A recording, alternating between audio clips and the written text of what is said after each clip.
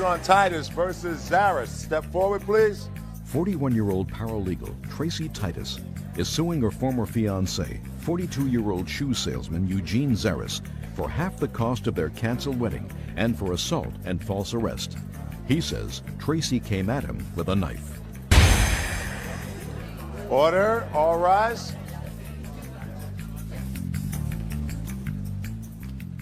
Yeah, this is case number 658 on the calendar in the matter of Titus versus Zaris. Parties have been sworn in, Judge. You may be seated. Ma'am, have a seat, please. Ms. Titus, you are suing the defendant over two things. He was your former fiancé. Yes. You were planning to be married.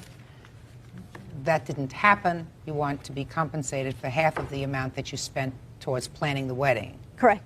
And the other part of your lawsuit, which is the main part of your lawsuit, is for having you falsely arrested, which caused you to spend some 3 nights in jail. Yes, ma'am. All right. Let's start with the wedding first, because I think that that's probably the easiest part of the lawsuit. How long were you planning this wedding? I started planning the wedding in April of 1998, and I canceled the wedding right after the incident in October of 1998. And that was your arrangement, that you were going to be married, and you understood that these wedding plans were going forward? Yes, they were. Okay. How much did you spend towards the wedding? I spent $368.05 for the ring. I spent $49.80 for the shoes, $535.98 for the dress. Okay. Do you want to keep this ring? Sure, I'll keep it. Okay, so let's take off the ring. Okay, would you add that up? Divide it in half, please. And $250 for the church non-refundable deposit. There's also an additional $130 for marriage counseling that I paid for. $482.50.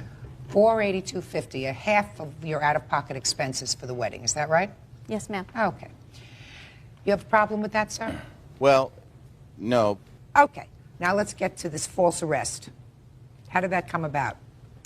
We had gone to an appointment that morning on Monday, October 19th, 1998. We had got into an argument after that. He wanted to talk about it. I said, no, I don't want to talk about it. I just want to go home. We got into the car. He grabbed my keys and took my keys away from me and said, we are going to talk about it. And he hit me. I said, no, we are not. Where did he hit That's you? incorrect. Shh, shh. Where did he hit you? He hit me in the chest. Madam, you didn't say that in your answer. That would have been a very important thing for you to say. Don't make things up as you go along. Let's go. Let's finish it. He would not get out of the car. I did not want him going with me. He refused to get out of the car. I drove home. I dropped him off outside, and then I left. And I returned home approximately between 5:30 and 6 o'clock. When I came in, I took his key ring, and I took what I thought was my car key off of his key ring. And I put his key ring back down where it was. I went into the bedroom. He was laying down. I decided I was going to lay down. He got up and he left, and when he did, I locked the bedroom door.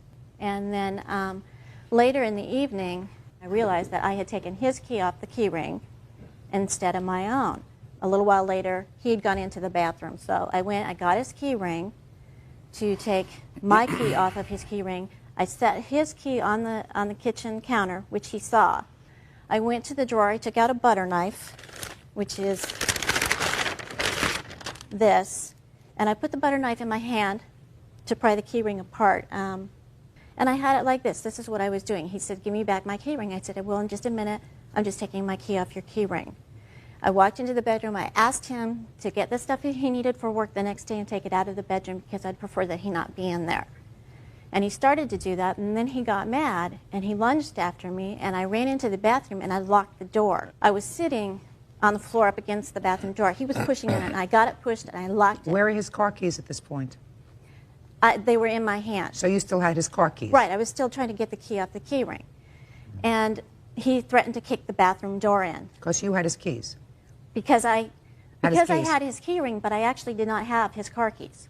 I came out of the bathroom. I had his car keys, and I had my key and the knife exactly like this in my hand, and I was just holding them. He grabbed his keys. He knocked me down. He took his hand and he whammed me like this. He knocked me into the closet door, knocking the closet door off the track. He grabbed the knife out of my hand this way, and he threw it across the room to the other side of the bedroom over by the window. And he screamed at me, "Don't you ever threaten me with a knife." He then took his arm like this. He had me on the floor, and he pushed on me like this on my throat, choking me. I wiggled around. I tried to get him off. I pushed him off. He backed up. I got up. I jumped across the bed, picked up the phone. I said, "You're going to jail. Nobody's hitting me." I called 911. I was talking to the dispatcher. He kept coming at me. I kept telling him to stay away from me, get away from me. I started to walk out of the bedroom. He went over to my drawer where he knew I kept my money, and he was going to take my money, only it wasn't there anymore. I had already taken it out earlier in the day. So then he starts to get my son's money, and I told him that was a pretty low thing to do. I walked out of the bedroom door. I was going to go out the front door, and he ran from the bedroom to the living room next to the front door where I was standing. When I saw him running at me, I ducked like that, and I leaned across the sofa. He came up on top of me. He pulled me up. He hit me again. He took his right arm, and he put me in a chokehold like this. He flipped me over, slammed my head onto the floor, and was hitting me. I started kicking my feet to try and get him to loosen the grip around my neck because I could not breathe at all. He got up finally, and he backed away, and then he came at me again, and I kicked my foot in that direction to keep him from charging me again. He backed up. I ran out the front door. I still had my car key in my hand. I went, I got in my car, I locked the doors, and he started bringing stuff out of the apartment and putting it in his truck like he was going to leave, so I pulled my car behind his truck so that he could not leave before the police got there. Judge Judy will continue in a moment. She did. She hit me, picked up a shoe, and she hit me in the back of the head with it. Tracy Titus is suing former fiancé Eugene Zaris for half the cost of their canceled wedding and for assault. He says Tracy threatened him with a knife. Let's hear your side of the story. Okay. Thank you. Well, first of all, I'd kind of like to talk a little bit about the appointment. She was there to see her therapist that she's had for over 8 years. And I was invited to come into the session with her and to talk to her about her drinking and her suicide attempts. And in the conversation, she shut down, wouldn't talk to me at all. Her therapist wanted her to attend some Alcoholics Anonymous classes because she would get angry and she would get in the car, she would take off, she would drive at high speeds, reckless speeds, and would get drunk. And then call me on the phone and tell me on her cell phone that she was going to commit suicide. She Okay, said so that's why you were there at the therapist. Right. So what happened was she got angry. She got very upset about this. She turned on me in the car and hit me, grabbing for the keys, calling me every name in the book. Now, I knew that she was going to have a tendency to drive reckless. So I held on to the keys. I told her, "You need to calm down. We need to talk about this." She did not want to do that. She yelled and screamed and hit me. I got out of the car. I walked down to the corner with the keys in my hand to try to take a break from this and hope that she would calm down and think about it. When I came back to the car, she was not going to cooperate. I had no money. I had no way else to get home. So I took a chance. She started the car up. She took off. She was driving 100 miles an hour down the freeway. I told her that if she does not calm down, if she does not slow down, I will call the police. She wouldn't even slow down until I started dialing a number and waiting for the 911 to come on board. Anyway, I was so happy just to get home in one piece. I was scared to death. When I got into the house, she split. And I did wake up to find out that I did not have the keys to my vehicle. She had them. She had mistaken her key for my key. So she did have that. And when I tried to help her get the keys off the thing, when she had the knife, she did run into the bathroom. She did close herself in the bathroom, and I wanted her to give me my key. And I didn't know it was on the counter. When I was in the drawer, and I knew that if I opened the drawer where she had kept the money, she would come out. So that was my way to get her out. And then the scuffle occurred. She came with me. She had the knife. I flipped her around. I took her down. I restrained her. That's what happened. The police came. I have the police report right here. This explains what happened that night. She was in the hospital, and then her friends called me to tell me not to press charges. Okay, you dropped the charges, whatever. I did drop the charge. I did not pursue it because I know that she needs to get some help. Okay, let me just read what the police officer says in his narrative.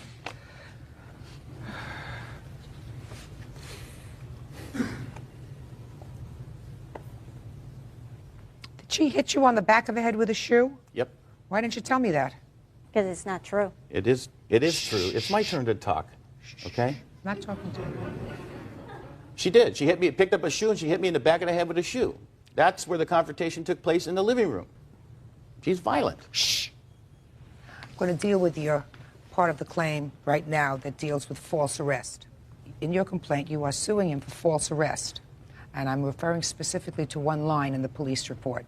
The officer reports as follows, and they refer in the report to the defendant, Mr. Zaris, as the victim. That's him. Did not want Titus arrested. That's what the officer says in his report. He said, Zaris, he said that there have never been any incidents of domestic violence while they lived together.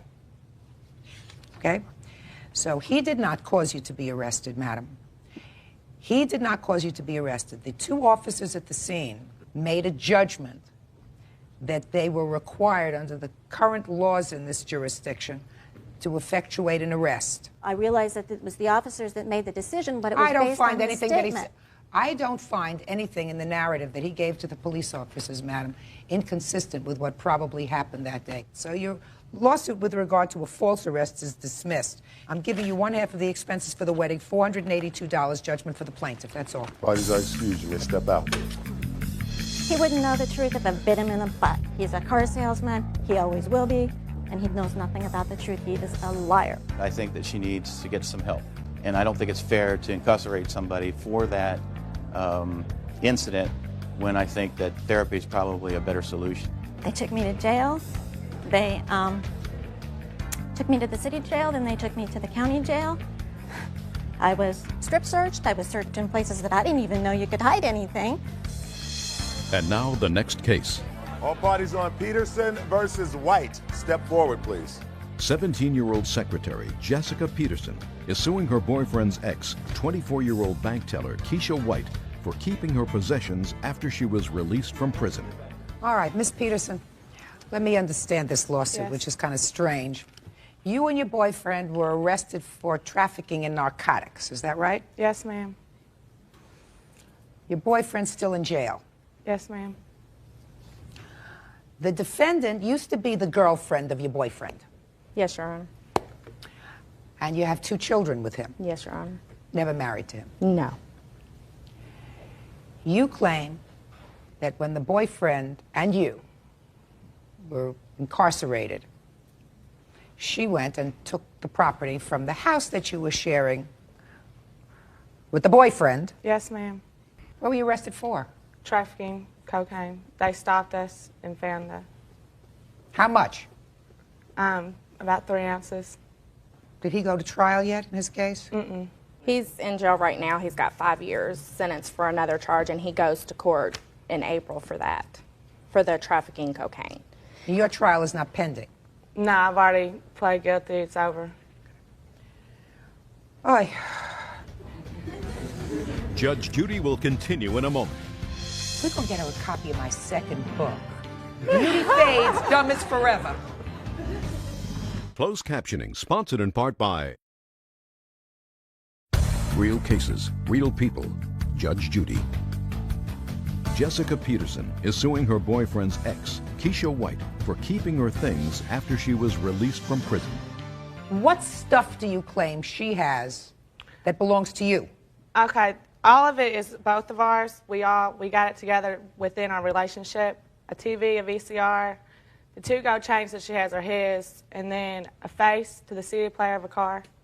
Miss Peterson, how long were you with this character? A year and a half, as of today.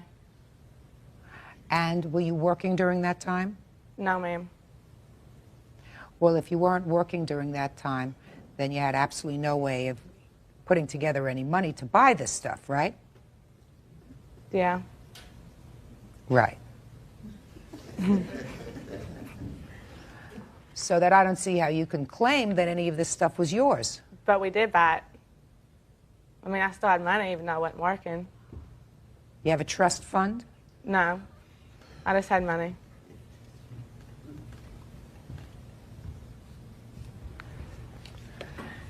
Now, You say you have a release for this stuff? Yes, I have that release that he released to jail to my witness, Troy Osborne. He went and picked it up, and we both went to Thrifty Rental Truck and got the stuff, his stuff.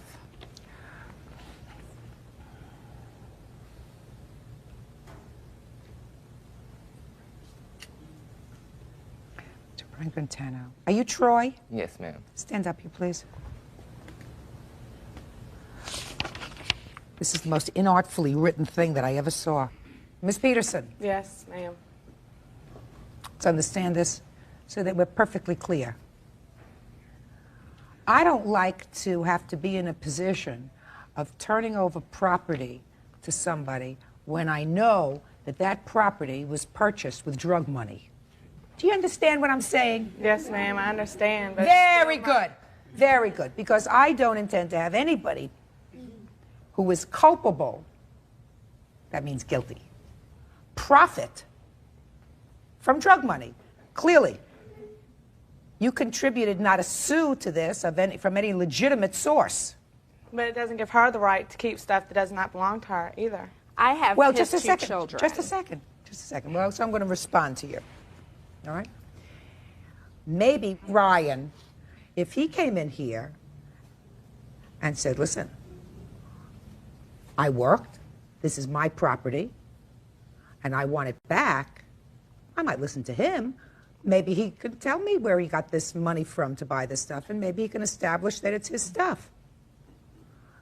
But as between you and her, she's got 2 kids. She says he's in jail. He's going to do 5 years. What her answer says is, whatever stuff is there that is of any value, she plans to sell to support her children, because he certainly isn't going to pay a penny in child support for the next 5 years. He's Well, supposed to be getting out within the 3 weeks. Ms. Peterson, if that's true, if you say that he's going to get out in 3 weeks, I'm just dying to see him. Well, that's why I Let have him- a notarized letter, because he can't come. Well, but you say, listen to me, you say that he's going to be out in 3 weeks. But it's our property, it's not hers. How No, can she it's not keep our ours. stuff? Listen, let me explain something to you. Ours means that you're married to somebody and that whatever property there is joint property. You are not married to him, right? Not yet. Oh, and if you're going to be, that means that, we're going to get her a copy of my second book. Beauty fades, dumb is forever.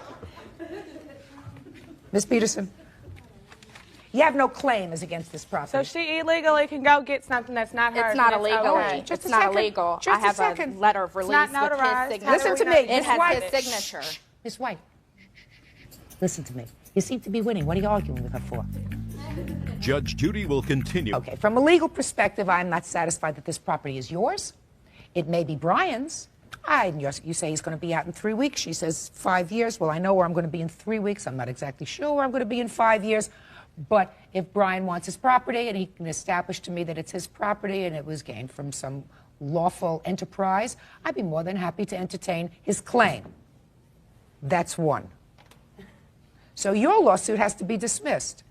And if there's any property left once Brian gets out of jail, I'd certainly be delighted. And I look forward to seeing him. Your lawsuit's dismissed, that's all. Parties are excused. You may step out. Judge Judy will continue in a moment. And on the next Judge Judy. Case number 360 on the calendar in the matter of Johnson versus Wendling. Parties have been sworn in, Judge. You may be seated. Miss Johnson, you and the defendant lived together for a brief period of time, is that right? That's correct, Your How Honor. long? 3 years. According to your complaint, when he put you out, because he put you out of the house that you had been sharing, he kept certain property of yours. The property was a washing machine that had been given to you by your mother. That's correct. And in addition to that, you claim that he owes you for some credit card bills where he used your credit card several $100s worth. He says that you can have your washing machine back, but you have to give him the $250 that he put into the washing machine. In addition, he says that the only thing that he charged on your credit card was a $60 pair of shoes. The defendant has a counterclaim. He says that you damaged his car at some point and that you shrunk his slip covers when you washed them because you were a poor laundress. Is that right, sir? Yeah, she don't know how to do laundry. Well, that's unfortunate. I'm sure she has attributes other than laundry. Yeah, she does. Good. So get over the slip covers. Now, when did you stop living together? It was August the 5th, the day after the Brickyard 400 in Indianapolis. All I heard was August the 5th. The rest of it I didn't hear. Oh, I'm sorry, August the 5th. Did you say anything after that? Yeah, I said it was the day after the Brickyard 400. That's how I remember, but that's really not important. August the 5th. Mr. Wendling, I'm going to get to your counterclaim first because I like to dispose of things in a neat way. The slip covers she laundered when? In July. It was right before August 4th. But you were still living together when she did the laundry, and she Yes. laundered the slip covers. Yes, ma'am. And she didn't do that on purpose because she was angry with you. She just laundered the slip covers. No, she didn't. I asked her not to do it. I told her that if she did wash it and dry it, that it would shrink and you wouldn't be able to put it on there. Okay. And she did it anyway. Now, when was the damage to your car? The car was damaged on November 4th, Of 2001? 2002, day before voting day. I thought you broke up in August. We did. We have kids together. Just August 5th, 2002, you broke up. So you mean the car was damaged after you broke up? Yes. Really? What happened to his car? Well, he claims that I No, drove you it. tell me. Don't tell me what he claims. I didn't damage his car. I took it down to the gas station and came right back and did What no were you damage doing to driving his car? I asked him if I could drive it. My car was in the shop, so he said that it was fine to drive his car.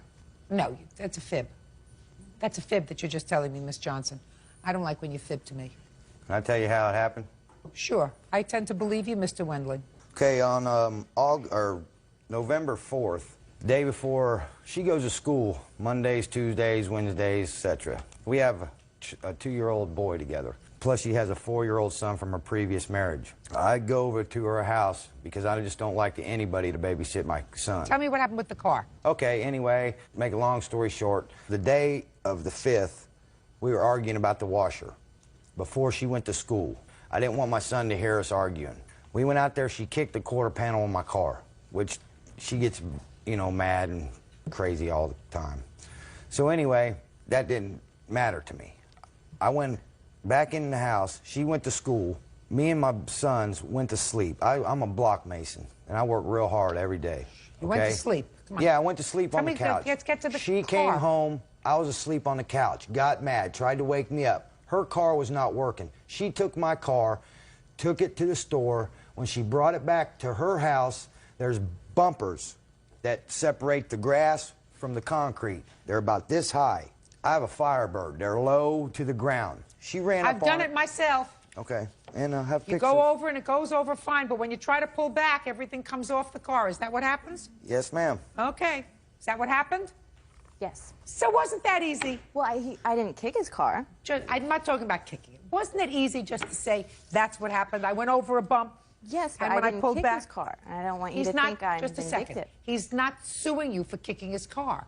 He says that you took the car, you went over a bump, you pulled back, the bumper came off the car, right? And you That is did true. that. Yes. How much is it to fix the bumper? $1,930. What year Firebird is this? 92. Oof. Let me see the estimate. Here's a picture of it. And the estimate.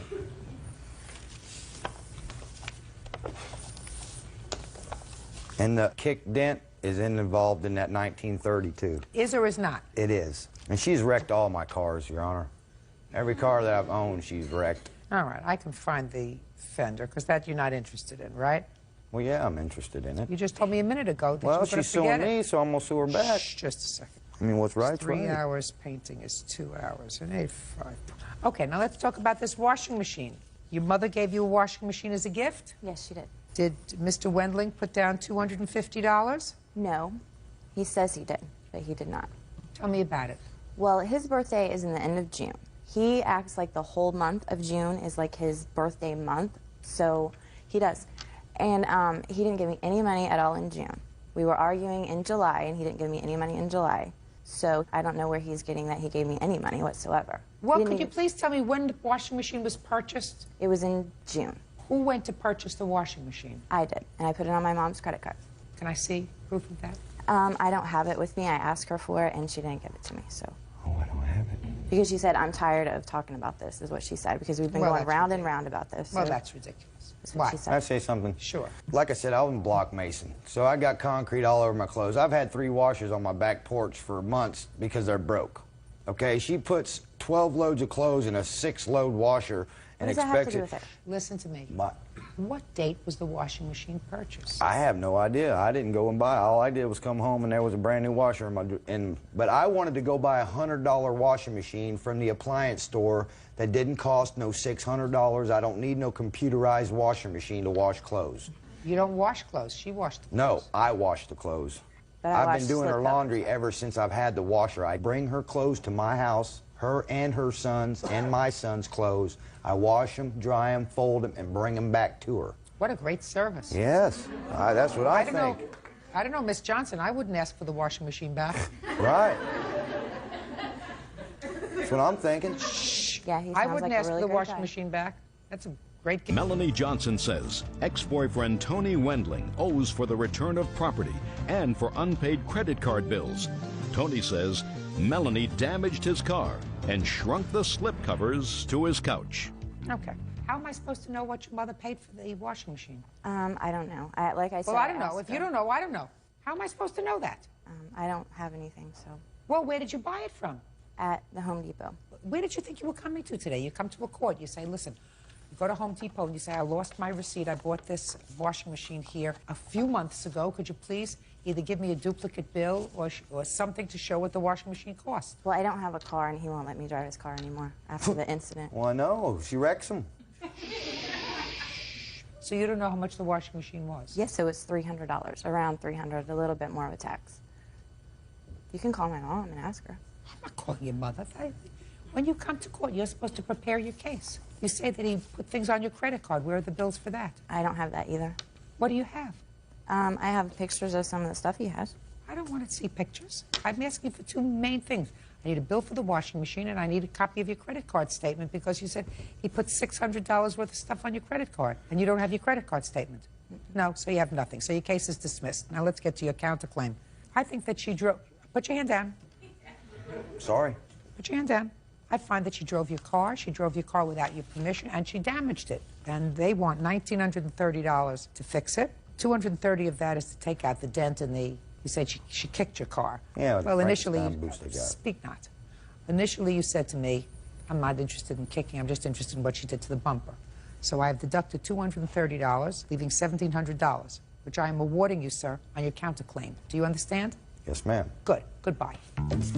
Parties are excused. You may step out. Well, he was portrayed as a really nice guy, and really he's not a nice guy at all. Everybody has opinions. He tries to make himself to be like this great person, and he's really I not. do her laundry every day. As far as him taking my laundry and doing it, he doesn't do that. He just tried, and everybody was like clapping. That is such a lie. He doesn't do that. Fold it and bring it to her. It's like, you know, what more could you want? There's a lot of bitterness and anger, and I think that's what it's over. Stuff happens to everybody. I mean, yeah, you get angry. I probably need to move like out here and let him stay back in Indiana so we can be like really far apart. Don't let girlfriends drive your cars. Don't get involved with men that are 10 years older than you. And now the next case. All parties in the matter of Cox versus Davis. Step forward, please. 21-year-old software tester Cameron Cox is suing her ex-boyfriend, 25-year-old bartender Jeremy Davis, for the balance on a car. Jeremy is countersuing, accusing Cameron of cashing 2 of his paychecks. Ms. Cox, how long did you date Mr. Davis? We met in November, we started dating in December, and we broke up in May. And when did you decide to put a car that he wanted in your name and put down the deposit? In February. So you knew him less than 2 months? While we had been friends since November. You dated him for less than 2 months. You had a relationship with him Yes. for less than 2 months when you decided to do Yes. that. What do you do for a living? I'm a software tester. So you're an intelligent gal. You have Yes. skills and all that stuff. Ever watch this court before on television? Are you paying attention when you watch? Huh? Yes. Well, I'm paying good attention. Because according to what I read here, what you did was, he wanted to buy a car, he had lousy credit. You said, okay, put the car in my name, which means the loan will be in your name. I'll put down half the down payment, $3,000. You pay for the car, you pay for the insurance. And that was the deal that you say you had with him, right? Yes. And then a few months later, the romance is over. He takes off, leaving you with the car, which was repossessed. You say it's not your car. You had nothing to do with it. The car was repossessed. It's her problem because the car wasn't in your name, the loan isn't in your name. You don't know why you're here. Is that right? Right. See what I mean? And you say, Mr. Davis, not only that, but she took 2 of your commission checks. Correct. And forged your name to 2 commission checks and cashed them, and you are counterclaiming. How much were the commission checks? It was $580. Can I see that, please? Yeah. Sure.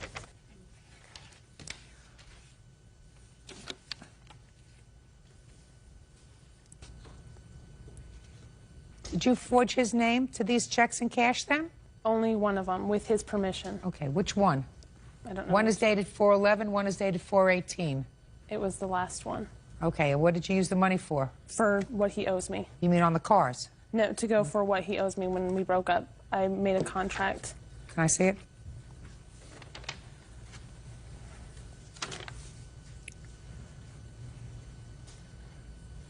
Did you sign a note that you promised to pay her all this money?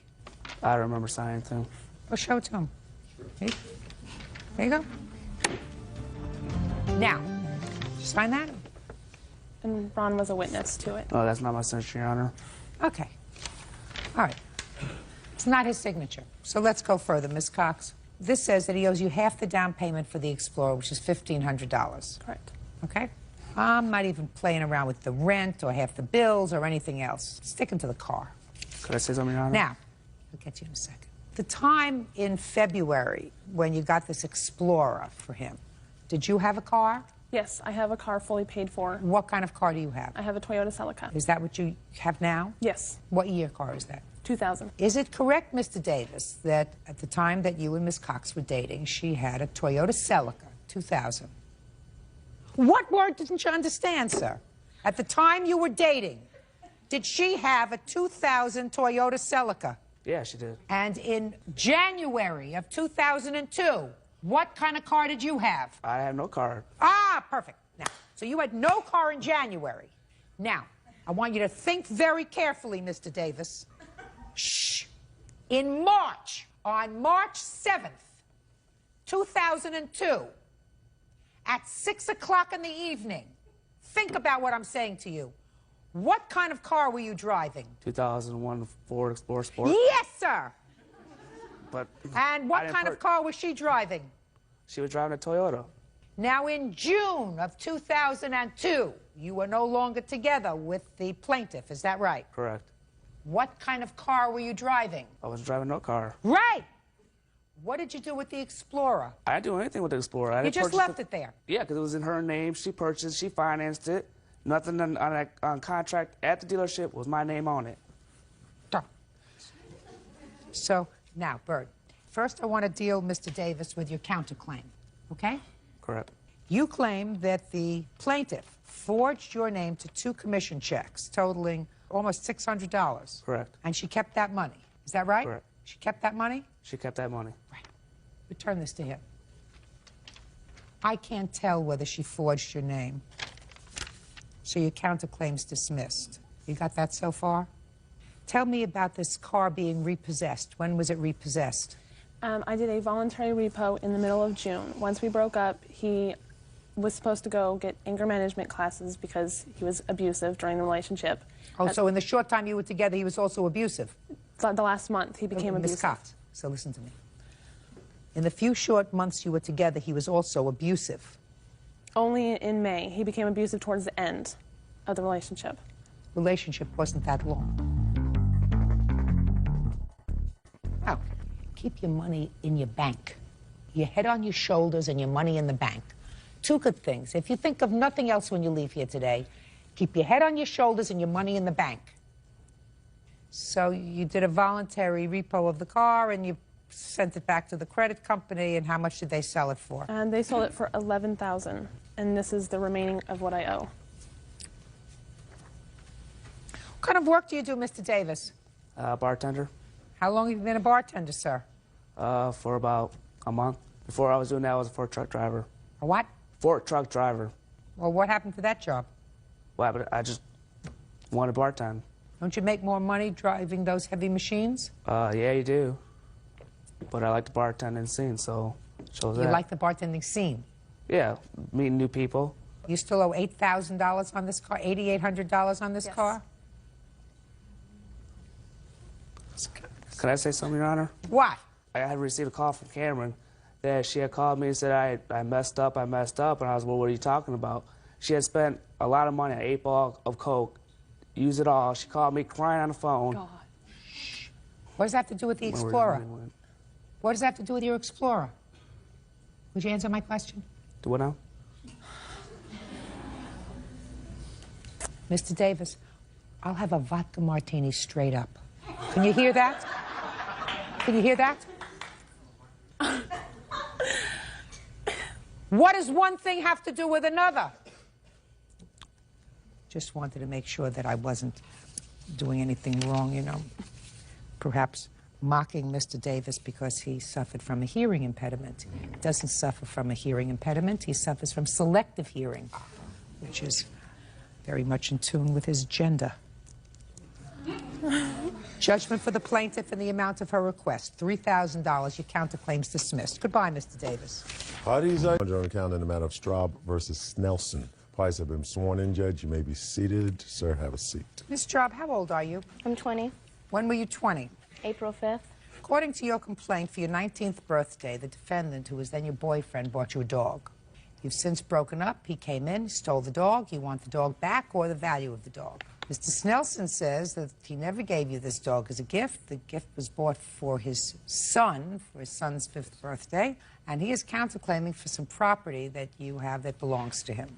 Is that right? Yes, ma'am. Were you living together? Yes. When did you start to live together? We started living together when I was 18, but we had broken up right after he had given me the dog for my 19th birthday. Just a minute.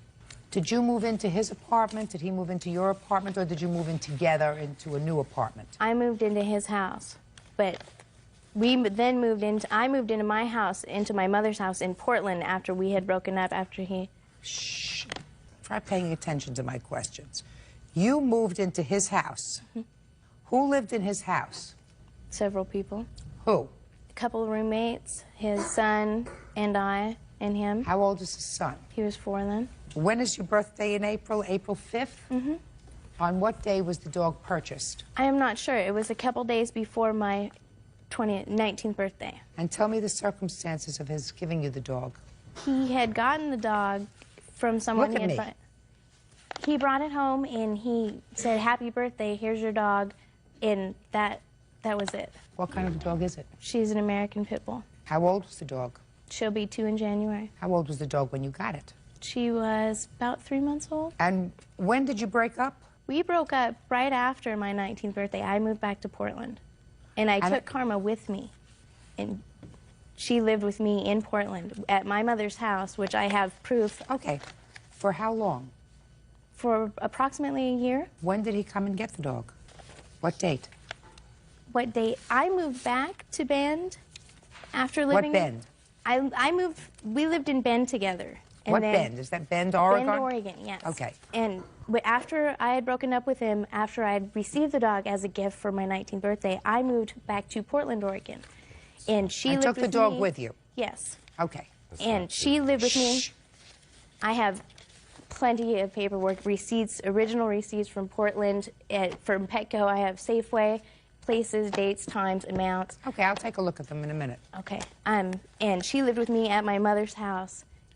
For a year? For about a year, yes. Was it 9 months? Was it 10 months? It was almost a year, maybe a couple weeks Okay, and then short. you moved back to Bend. Then I moved back to Bend. Where he is now. Mm-hmm. And he was all along. And I am there now. And we had stayed... Now look at me. You're looking down sorry, at your paperwork. Don't look down at your paperwork. Okay. You broke up, you took the dog, you went back to your mother's. Okay. You stayed with your mother, and then you moved back to Bend. When you moved back to Bend, where did you go? To his grandmother's. And then So you went back, you were back together again? Yes. And then shortly... You were back together again? Yes. What month and year did you move back to Bend? End of April, beginning of May of this year. And when did you break up for the last time? September 3rd, when he had choked me, and I called the police and had him removed. So from May to September, you lived together? Yes. And the police removed him? They requested that he leave, yes. And I filed a restraining order the next morning. And the apartment is in my name solely.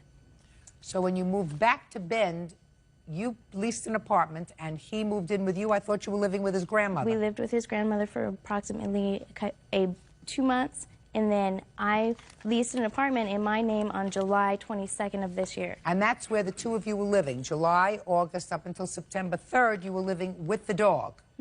Is that right? Yes. Where was his son? His son was in Alaska with his mother. Is that right, Mr. Steelson? Look at me, To my sir. knowledge. No, to your knowledge. You would know if your son isn't around. You wake up in the morning, you go and look in his room. If he's not there, look at me. Well, I'm trying to look think at me. It has I been just asked roughly about 8 months to a year. that your son has been over there living with his mother. mother. Yes, ma'am. Okay. Now, tell me how he got possession of the dog. After I had filed the restraining order, I had dropped it because I want to remain friends with him still. I didn't want all of this. But he had came into my house and started arguing with me and just walked in. He still had a key because I had yet to be able to get it from him. And he walked through my back French doors of my patio, came in, argued with me, and grabbed her, and then ran off with her. Okay. And he had called me That's after that. He had called me several times from a payphone and asked me if I had wanted to discuss this further, maybe repress the situation. Do you have any of his property? I have pots and pans and dishes that his aunt and his grandmother purchased for us for our house, and I would be more than willing to give those back to him. Fine. Pots, pans, and dishes. What else? You have a ring that belonged to his grandfather? I do not have a ring of his. I do not have any other possessions of his. He took everything, and he even took my DVD player upon leaving. Okay. And he had then later given it back to me. Good. The real issue here is the dog. Is that right? Yeah, somewhat. I would really like my ring and everything Pay careful back. attention to me, sir. Okay. If I can get my Pay personal careful belongings attention to back, me. You can't pay I would careful love attention to me if you're moving your mouth. Judge Judy continues in a moment. Melody Straub says ex-boyfriend Casey Snelson won't return her pit bull named Karma. Casey says he bought the dog as a birthday gift for his son. When you had an argument over a year ago with Miss Straub, did she leave Bend, Oregon, and go and live with her mother for a period of time? No, ma'am. She did not. She never left. Is that She what left, you're telling me? but no, ma'am, she did not go straight to her mother's. I didn't ask you whether she went straight to her mother's. I asked whether she left and went to her mother's in Portland. I went with her, though, is what I'm saying.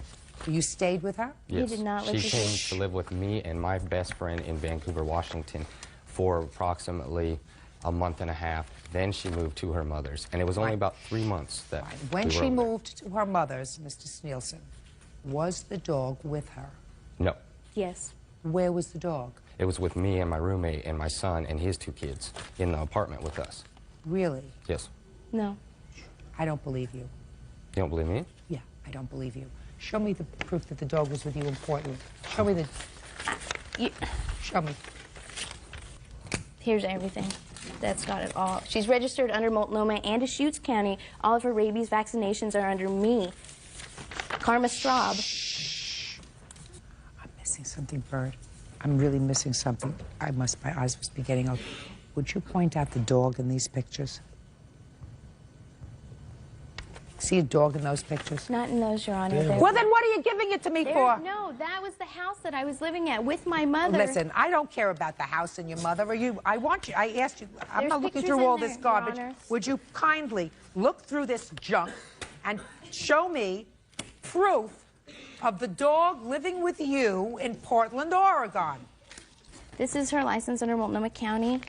Here are her pictures along with all of her vaccinations and everything Let in me just Portland. see. I don't want to see the pictures. I want to see the vet bills. Okay. Good. I Mr. also have- Steelson, listen to me very carefully. Did you ever live with the plaintiff in Portland, Oregon? Yes. When? Around June of 2001 until about August of 2001. Where did you live? We lived in Vancouver, Washington, at an apartment complex there. Is English your primary language? What's that? Is English your primary language? I said to you, Did you ever live in Portland, Oregon with the plaintiff? No, not in Portland. But, I mean, So the answer is no. I mean, they're connected. So the answer is no. You never lived with her in Portland, Oregon. Your Honor, Vancouver and Portland are connected. I have receipts that I had kept from Portland also, as well Just as... a second. I mean, what are you laughing at? What are you laughing at? What? You said Portland, Oregon. He's talking about Washington. I thought that was rather humorous. Your Honor? There's only a tiny bridge that divides them. That's why you commute from one side to the other. There's only a small bridge that divides Portland and I want to tell you, Vancouver. let me ask you this question, sir. You think that if you paid your taxes to the state of Washington, the state of Oregon would say, that's really nice, we're going to... We don't care. Well, that's like my friend Washington, works pay in to Oregon, Oregon, he lives we in don't care. the One same is the same thing. I asked you a question. I said, did you ever live with her in Portland, Oregon? The answer is what? No. Good. Sorry. I also have original... I didn't ask you anything.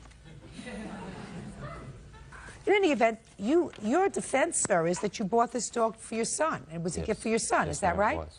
But your son doesn't live with you. Why didn't you give the dog to him? My son did live with me at the time. He doesn't live with you now. He hasn't lived with you in a year.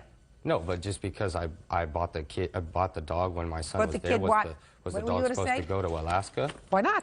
The dog Because his belongs to the mother child. wasn't going to take the dog, and that's my responsibility to take care of that animal. I don't believe you. I believe that you bought the dog for her and came home and said to her, whether you intended to buy it for her or not, I believe that you came home. Oh, by the way, can I see the bill of sale? I want to see when he bought the dog. Shh. Say nothing. Okay. May I say something? Shh. Say nothing.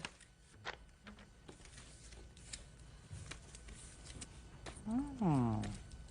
This says that the dog was purchased in March for $250. Yes, ma'am. He didn't even get that bill of sale until after I had called the police on him, Your Honor. Is that right? Stating I believe you. that he... I believe you. took Show her me the from me. registration for the dog. Registration there, she's not... She's registered she's under not me a- under Multnomah. Show me the registration. I even have a tape, Your Honor, a cassette tape, that he left a message on my answering machine stating that he wanted to give me back my dog, but I don't want to play his rules. Okay, let me, you have that No, tape? Let me I see it. tried to be very civil between this case, and we tried Quiet. to work on a Sir, competitive level. You see this receipt?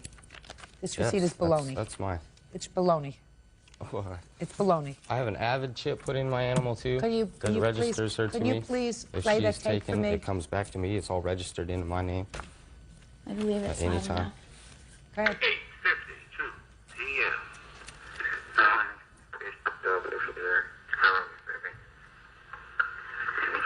I can't hear it. I didn't want to see you because I did want to stay.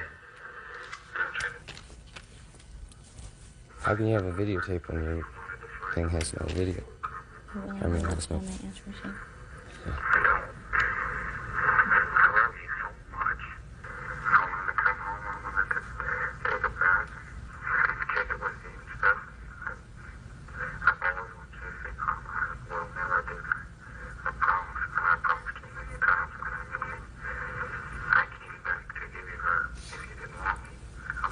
That was when we were in a fight. I was just letting her see her yowl.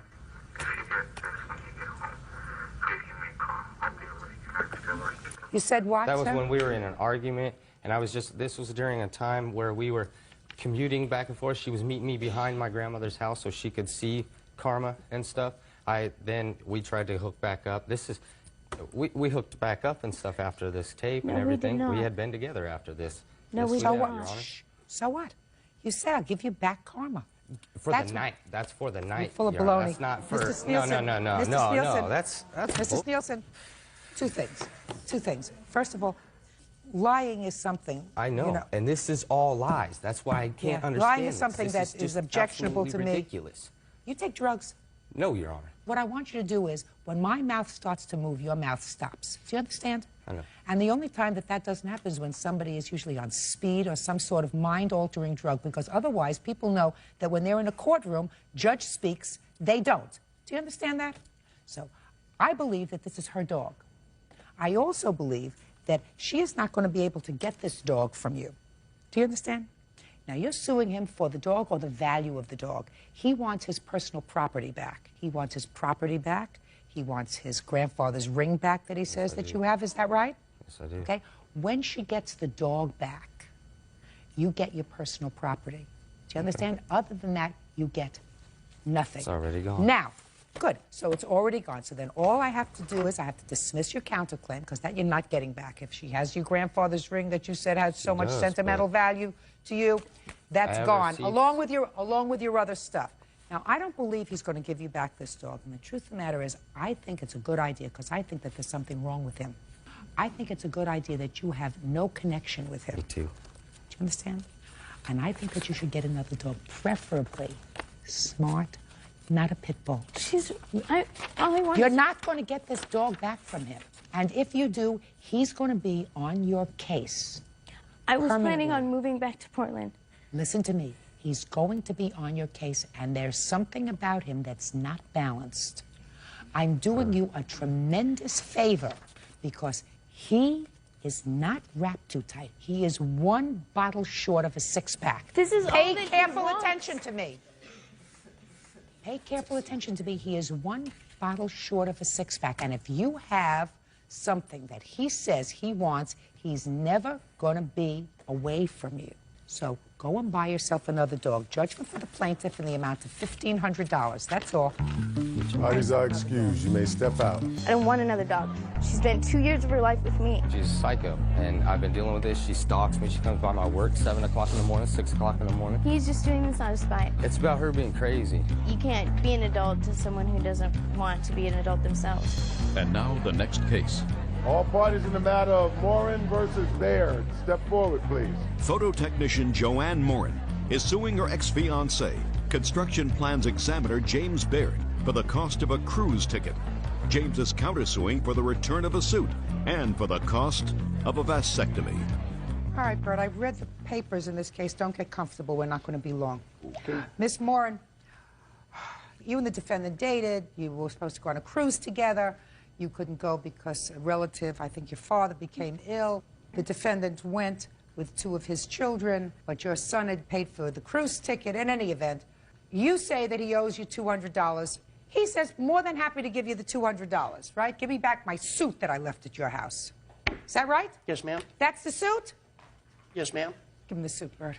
I told you, this case has lots of little parts, but we're going to handle them all very quickly. Good. Now you have your suit. The suit goes on your side, and plaintiff gets $200.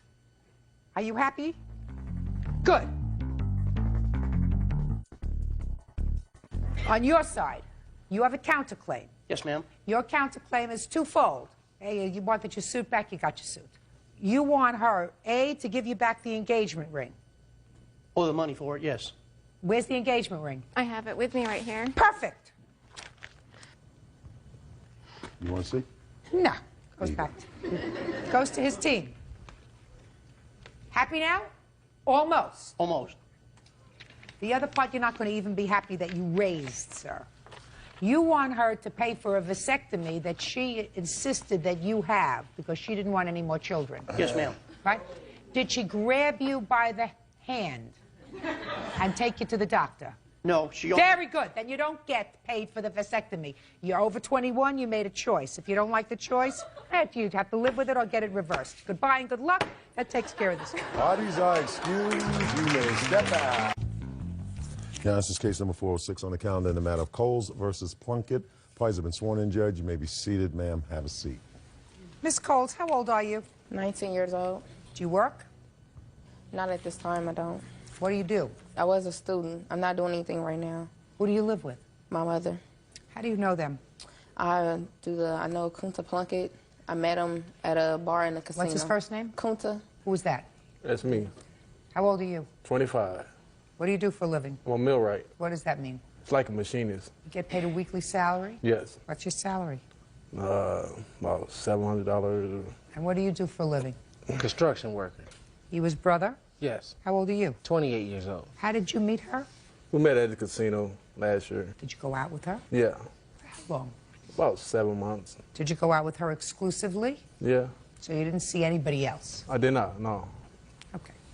Now, Miss Coles, it's your claim that these two gentlemen scammed you out of almost $4,000. And I want you to tell me how that happened. Okay, it came about that he asked me one day. Who's he? Kunta asked me if I had a checking account. I want you to look at me when you speak. If you had a checking account. If I had a checking account. And I told him yes. And then he said he knew a way that I can get free stuff. And he told me how it was done. Well, why don't you explain to me what he said to you? He said that... I want you to look at me when you're explaining this. I am. He said that we could get free stuff by me writing my name in different signatures on checks, take them to the stores, write the checks. What do you mean he told you write your name differently on the checks? Like write your name on the checks differently. So that you can then later say that it wasn't your signature? Yes. Go to the bank after the checks went through. Just a minute. I'm sorry. Okay. What were you going to tell them at the bank? Let the bank contact me after the checks went through. And when the bank contacted me, let them know that I didn't write the checks. And he made it sound real good. You mean like it was a good way of... Like the bank would pay for everything. I wouldn't pay for anything. I was stupid. Stupid? You knew that it was wrong. You knew it was wrong. Not yes. What do you mean not yes? What does that mean, not yes? I mean, yes, I knew it was wrong, but I guess I wasn't thinking at the time, Your Honor. Well, you better start thinking. I did, right after everything. I mean, it was too late. Right So after. you went shopping with the two of them? Yes, he asked me to buy some stuff for his brother, Arthur. His brother would pay me back. No, he didn't. Yes, ma'am. Yes. No, did you write checks for Arthur stuff? Yes, ma'am. Well, if you wrote checks for Arthur stuff, it was your intention, Miss Coles, that the bank was paying. But he told me he would pay me. No, he did. Miss Coles, okay. Let me make this clear to you. Already you told me that you were a thief. Shh, please, this is not funny. Already you explained to me in detail why you were a thief. I don't want you to be a liar, too. I'm not. Because listen to me carefully. What you just told me, Miss Coles, was that you went along with a scheme to defraud the bank by writing your signature in different ways so that later you could disclaim that you ever wrote those checks, so that the bank would think that somebody got a hold of your checks Yes, ma'am. and forged your signature, so that he wasn't going to pay you back for the stuff because you weren't going to pay for the stuff to begin with. The bank was going to pay for it. But, Your Honor, they told me he would pay me. He said he would give me something. And after it was done that weekend, I realized that what I did was wrong. And I went to the bank. I called an attorney. I told her everything that happened. And she advised me to go to my bank and talk to my bank manager. That's exactly what I did. And I stopped myself from getting in any more trouble. And I paid $3,363 of it off, and I'm still paying for it. And all I want is for them to pay for the merchandise that they have. I want them to take responsibility of what they did. And what they did was make a fool out of you. Yes. According to you, what they did was make a fool out of you, but you were a thief. You were a forger. But I don't have a background of thief. I'm just a college student. I mean, I was doing good. I just want to go back to school and get my education. I don't have a background of stealing at all. You did? Yes, I did. And I learned my lesson. I just all want right, my money now back. let me hear from you, the Plunkett boys. You want to talk first? Who you want to talk to first? Whoever feels like talking to me. Okay, well, first of all, her case is crazy. Well, she's crazy. But that weekend, she had told me she had cheated on me, and then I was like, well, I don't know about if I want to be with you or not. So that I think that Friday we ended up going shopping. She didn't say nothing about. I don't want to hear from you now. And you know, prior to that, I was. Take a look at my eyes when we're speaking. Put your papers down. I'm sorry. Did you ever have a discussion with her, Mr. Plunkett, with regard to using various signatures on checks in order to defraud a bank? No. You think she made that up all by herself? She must have. She's crazy. No. Well, you were with her for 7 months, sir. When did you decide she was crazy? Well, she looked up my criminal record. She was. Was there a lot to look up, Mr. Plunkett? I mean. Please. It doesn't matter. I mean, no, it does. It matters. That's my stuff. Mr. I mean. Plunkett, pay careful attention to my questions. Yeah. You had been arrested previously in what year? 92. For what? Drug selling. Was that the first time, Mr. Plunkett, that you were arrested? Yeah. Shh, quiet. No. Let's take from 1996, Mr. Plunkett, forward. How many arrests do you have after 1996? I had several. I mean, I really can't tell you. It was like minor stuff, driving on suspension. And No, stuff I'm like not that. talking about driving with a suspended license. I'm talking about other things. Felonies?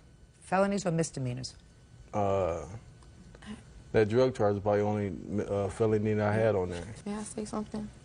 I have a copy.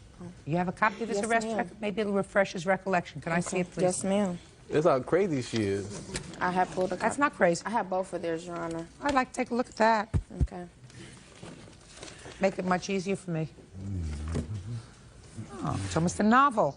Judge Judy continues in a moment. Serena Cole says her ex-boyfriend, Kunta Kinte Plunkett, and his brother, Arthur, conned her out of thousands. Serena says the brothers were using her to run a bad check scam. What were the arrests for false information, Arthur? Giving the wrong name or something. Or something. I don't deny nothing, you know. I know I'm not an angel. I don't deny. Sure aren't an angel, sir. You know, I don't deny me having a history or whatever. I don't know the plaintiff. Why, if you don't really know her, sir, why would you let her purchase things for you? Well, things that I received from the plaintiff, I was under intention that it came from my brother as a housewarming gift. I had just purchased a house. I didn't ask What did you purchase for Arthur? It's right here, ma'am. Let me see what you purchased for Arthur. It's both of theirs. I want to see what you purchased for Arthur. For me, she purchased a table and a mattress set from the Salvation Army. You just said to me 2 moments ago she didn't purchase anything from me. Anything that I got from my brother. Yeah. Now you say to me she purchased mattresses and a table for you. Were you with her when she purchased it? Yeah, we were together. Yes. My mother was with me also, and I didn't ask whether your mother was there. I said, were you there with her when she purchased it? yes. So then you knew it didn't come from your brother. No, I was under the intention that it did come from my brother. I don't know what you mean you were under the intention. I have no idea what that means. Does that mean you were under the impression? I was under the impression. That's Right. better. Exactly. When I just purchased the house, I didn't have a bed. And me and my brother had discussed I was needing a bed. He said, well, okay, I know where you can get a cheap bed. It may be used, but it's something for you to sleep on. Yeah. And so I'm the only one that had a truck, and she needed a ride. He was there with me also. And so he picked out the bed. It was just a used Salvation Army bed. Who paid for it? Serena. Look 'em. Yeah. Serena. Why would she do that for you? Because she was my brother's woman.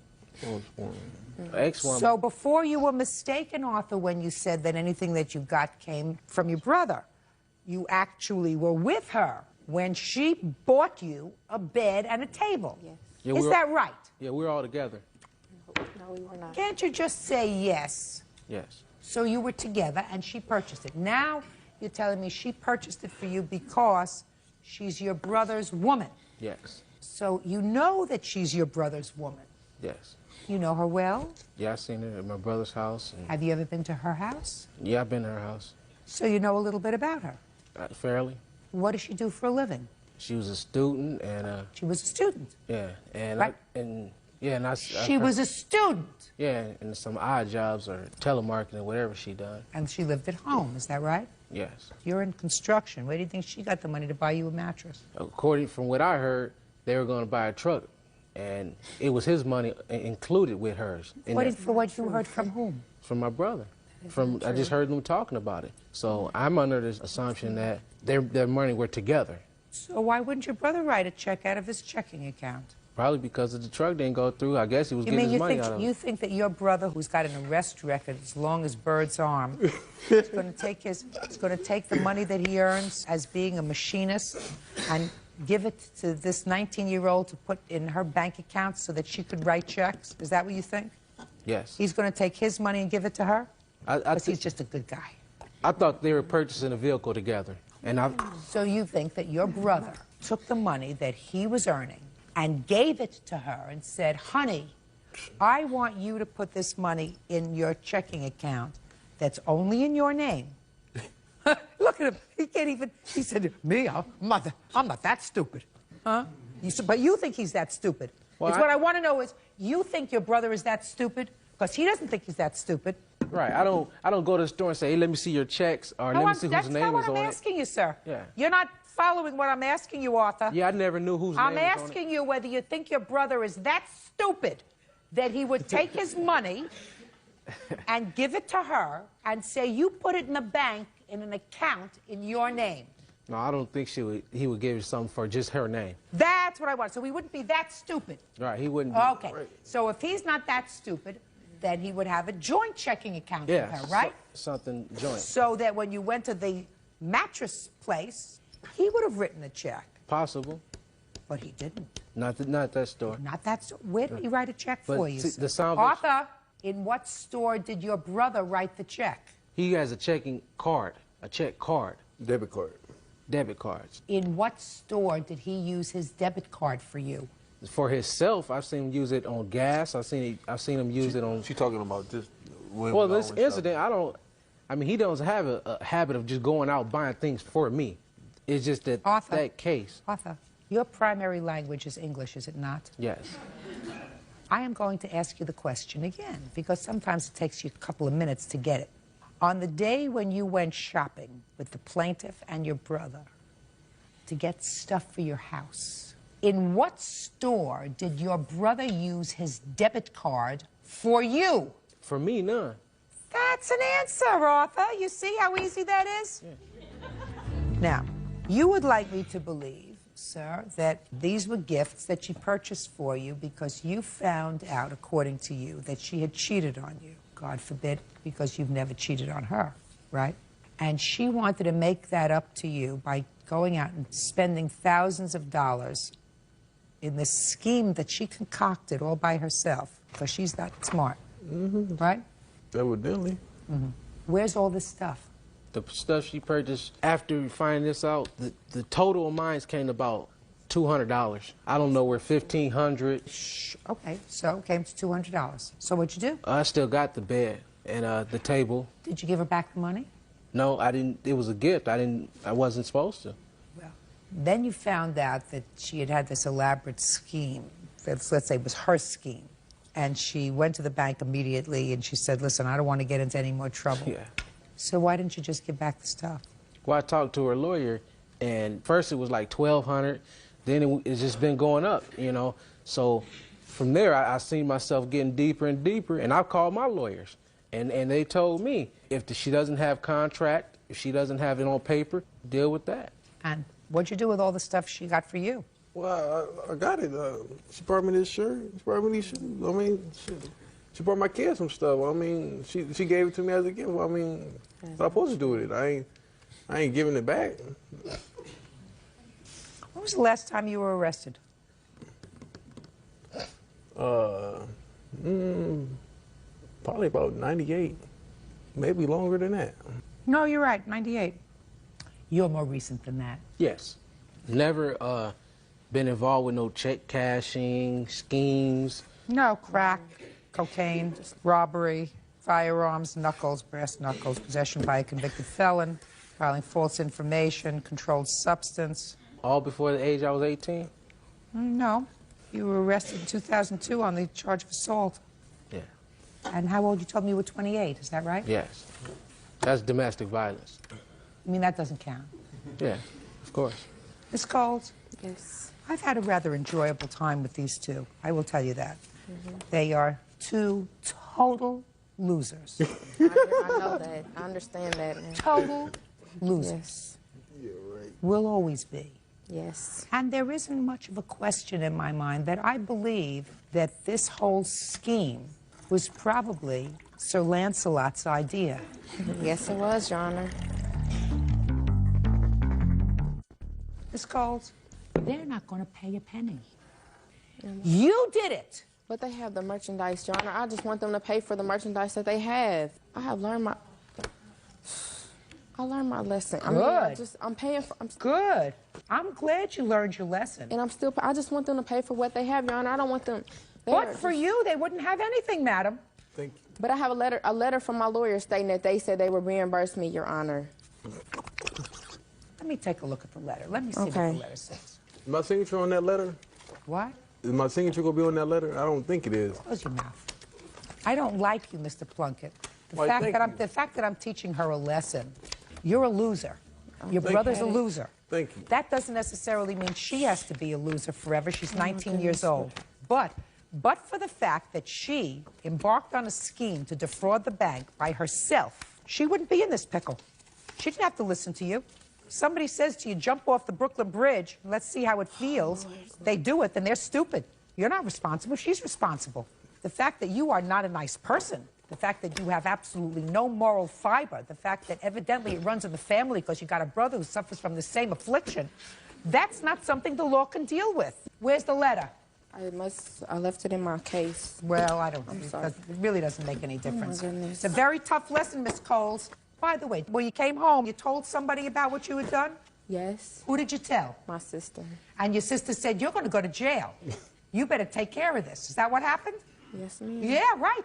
And I did take care of it. I was working 4 jobs to get out of this. And I just want them to pay for some of it. I mean, that would be the right moral thing for them to do, to pay for some of it. That would be the right moral thing for them to do. They are amoral people. I just want them to They are without morals, Miss Cole. And you should have known that because you're not a stupid girl. Somebody tells you to fake your signature so that the bank is going to pay out money, and then you're not going to have to pay because you're going to fill out an affidavit that says that's not my signature, when in fact it was your signature. My 10-year-old grandson would know that that's fraud. What do you want from the courts?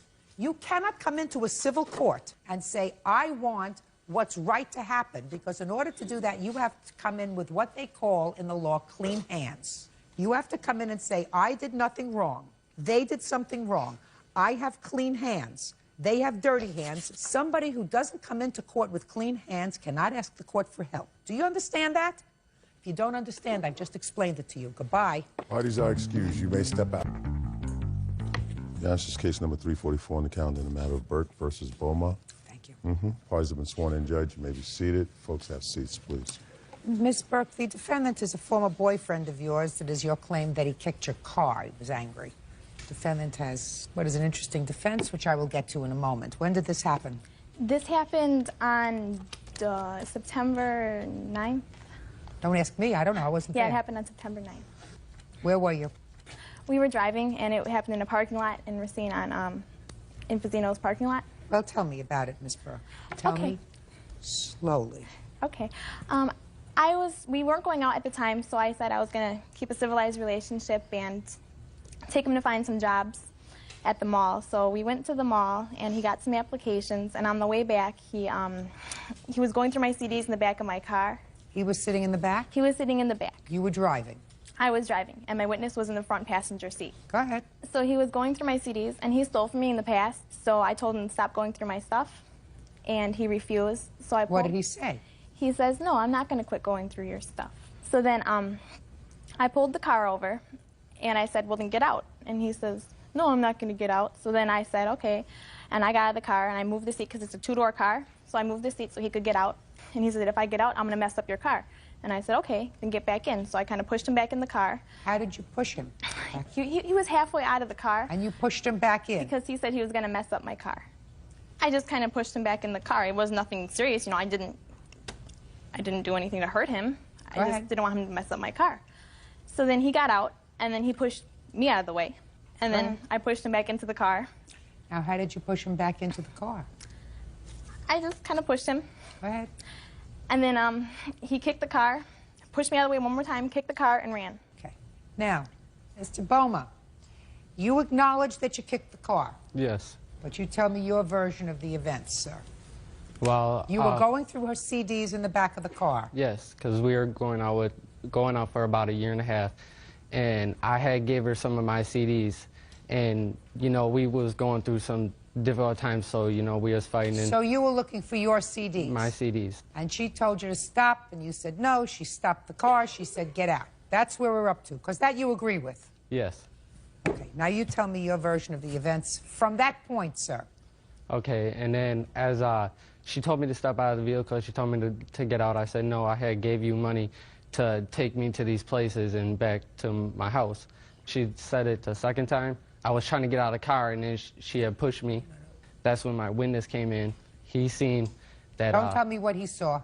Then I got out of the car, and then she had pushed me, and then she slapped me across my face. And she slapped you? Yes, and then that made me angry, but I know I'm not to hit a woman. You know, I was raised really good not to hit a woman. So then after she slapped me, instead of hitting a girl, taking out my frustration, I had kicked her car. At what point did your witness come on the scene? When he was driving down the road. He was driving down the road. Yeah, go ahead. And he was like a few cars behind, like about 5 cars behind. Keep going. And he thought that I might be with her, so he was following to see if I was with her. And then he seen that. Don't tell me what he saw. I'm just asking you where he was. He was coming down the same road, but he was a couple cars behind. So as I stepped out of the car. He pulled into the parking lot. He didn't pull in the parking lot. He didn't? No. He was just driving by. Yes, and he He recognized. was driving by. It was a traffic jam. Tell me your name. My name is Cesar Angeles. I was like 6, 7 cars behind him. I seen him driving. He called me earlier in the day. I was at the studio. And I seen him. What studio?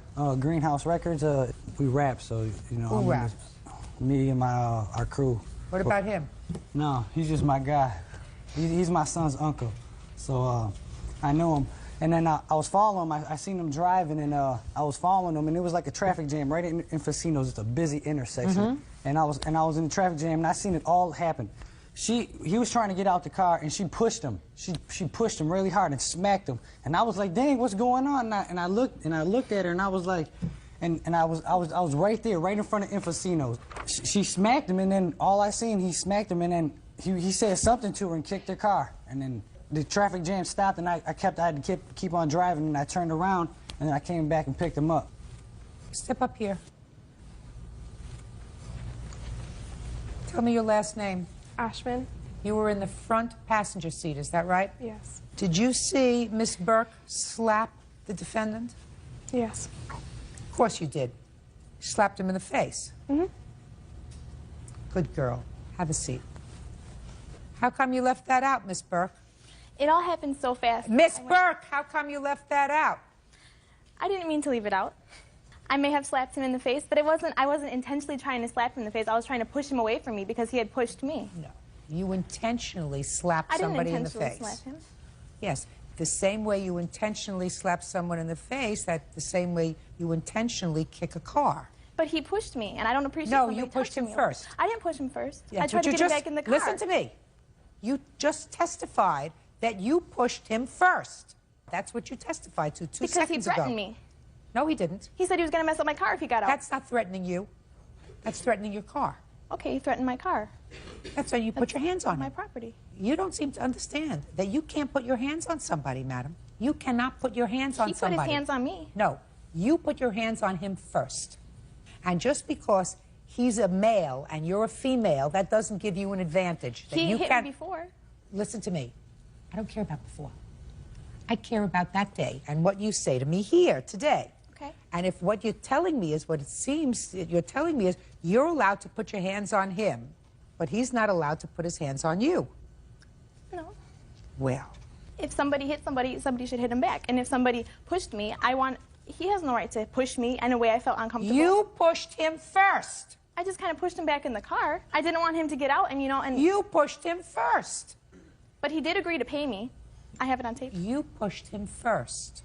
I'm trying to get you to talk about the truth. Okay. And to have some understanding that you can't put your hands on somebody. I understand that, Your Honor. Because if you put your hands on somebody and they react badly, pay attention. You're thinking instead of listening. You are not receiving. I want you to try to receive. I understand that. You can't. You understand what? I understand that I have to receive what you're telling me. And what am I telling you? That I have no right to touch anybody. Because what happens if you put your hands on somebody? They react. And what can happen if they react? They can kick my car. Or hurt you. Or hurt me. And he chose to kick your car He rather hurt me than to too. slap you back. He shook me. Miss Burke, I think you're a fibber. Darling. Judge Judy continues in a moment. Breanne Burke says ex-boyfriend Daniel Boma kicked her car. Daniel admits to it, but says it was retaliation for getting slapped in the face. I think you're a fibber, and I think you're trying to contort this story to make it most favorable to you. Fortunately, you bring your own witness who tends to corroborate what he says. I believe he saw what he saw. This young man who, at first I said, oh, that's convenient, somebody just driving by and witnessing the whole thing. I believe him. And you don't seem to get it. You bear a responsibility. You put your hands on somebody, I you're understand not permitted to do that.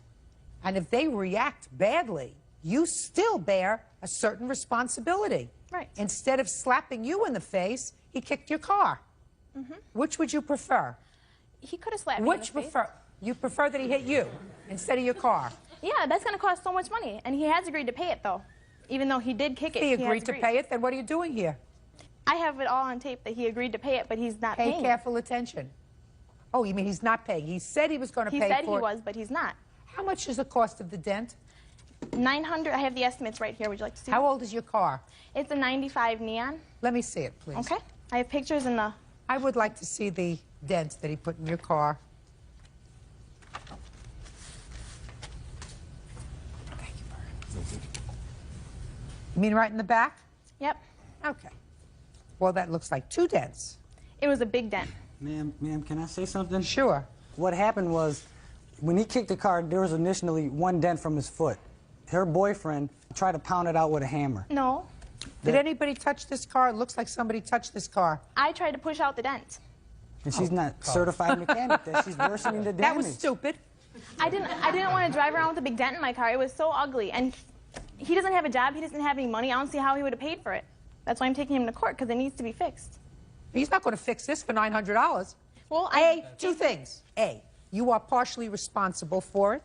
And B, because clearly there were ripples in it. And the ripples in it are from you trying to get it out. So if you made it worse, he's not, you're not losing, right?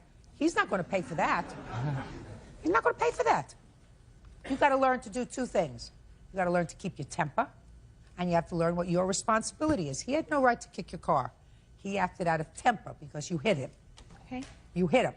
Now, I don't know how much it would cost to get out the 1 kick that he did put in, because right now I can't tell what he did to the car and what you did to the car.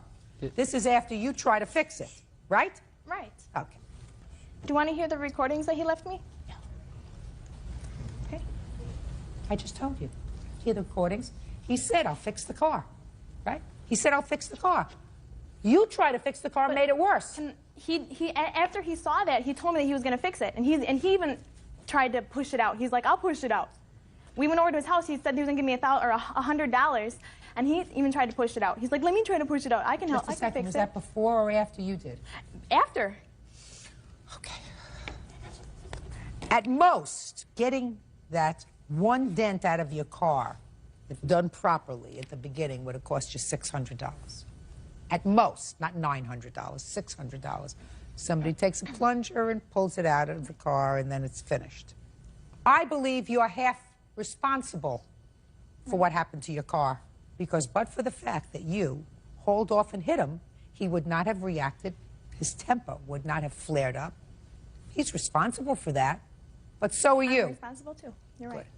And he's also not responsible for the additional damage that you inflicted on your car when you or your friends try to pull out the dent, push out the dent, whatever you decided to do. Right. So I'm awarding you $300. If you can get your car fixed for $300, so be it. Otherwise, looking at this little dent in the back, which does not prevent it from being driven, will be a constant reminder. You keep your hands to yourself. Okay. Because just because you're a woman does not mean you can get away with putting your hands on somebody, because you put your hands on somebody, they're going to hit you back. And he should keep his hands off me too, because I am a woman and he's a man. And he's been hitting me a lot in the past, and I don't appreciate that. Would you escort me out? Sure. Parties are excused. You may step out. I was just really upset for the fact that she can hit me, and then, I know I can't hit her because I'm a man. Well, you did. I think he's just mad because our whole relationship was just based on me feeling sorry for him. Car wouldn't have got kicked, she wouldn't have touched him. And now the next case. All parties in the matter of Damaris versus Harrington, Adinolfi. Step forward, please. 20-year-old homemaker Shannon Damaris is suing her former friends, 19-year-old salesperson Holly Harrington and 22-year-old car salesman Tony Adinolfi for the return of her cat, Smokey. Okay, Mr. Maris, you had a cat. Your cat's name was Smokey. Something happened, you had to move from where you were living, you couldn't take the cat with you. You asked the defendants, who were friends of yours, if they would take care of your cat for a while. That while turned into a long while, and now you want your cat back, and they say it's not your cat anymore. It's our cat. Right. Right, okay. So I need some facts. When did you get Smokey? Smokey was given to me about 3 years ago. What do you mean about 3 years ago? Let's get a month and year. November of '99. By whom? My boyfriend's brother. As a kitten? They had him as a kitten, and then they gave him to us, yes. But you didn't get him as a No, I kitten? didn't get him as a kitten. When you say he was given to us, you were living with your boyfriend at the time? Yep. So the cat was given to your boyfriend. He was given to us as a couple, yes. And then you got custody of the cat when you separated. We never separated. So you're still together? Yep. Oh, that's so interesting. When did you give the cat to the defendants? I had given the cat in her custody in the middle, probably around the 15th of February. And when did you ask for the cat back? I asked for the cat back in June. That's a lie. Let's say you asked for the cat back 5 months later. Where were you for 5 months? I had asked for the cat in June because on my birthday, which was July 21st, is when I attempted to actually get the cat. But That's July. Yeah, So I that's had 6 months attempted later. in June to get the cat. I said I'm going to be taking the cat, and she just kind of put her head down and walked away. Fine. So then you didn't do anything in June. So the first time you tried to get the cat back was in July, which was 6 months later. Where had you been for 6 months? I had been living with my parents. My landlord at the time, I had to move in with my parents, and the landlord didn't allow it because we had 3 pets already. And when my dog died, that kind of gave me an opportunity to bring another animal in, and my landlord allowed that at that time. Where was the boyfriend? He's incarcerated. When did he become incarcerated? On January 24th of 2002. Is that why you lost your apartment? Yep. Okay. How many animals do you have now? We have 2 cats. Did you have those 2 cats before? Those are my parents' cats. Well, where are you living now? I'm living with my parents.